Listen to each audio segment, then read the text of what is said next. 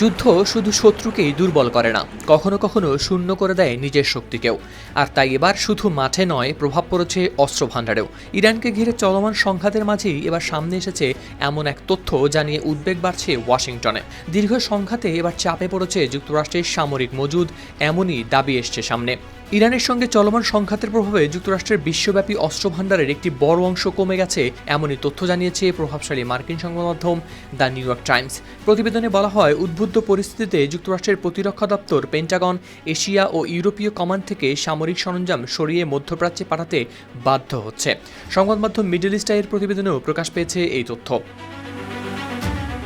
প্রতিবেদনে আরও বলা হয়, যদিও হোয়াইট হাউস এ পর্যন্ত যুদ্ধের সঠিক ব্যয় নিয়ে দেয়নি কোনো আনুষ্ঠানিক হিসাব, তবে দুটি স্বতন্ত্র সংস্থা জানায় ইরান যুদ্ধের পেছনে প্রতিদিন ব্যয় হচ্ছে প্রায় $100 কোটি, অর্থাৎ মোট ব্যয়ের পরিমাণ 28 বিলিয়ন বা 2800 কোটি থেকে 35 বিলিয়ন বা $3500 কোটি।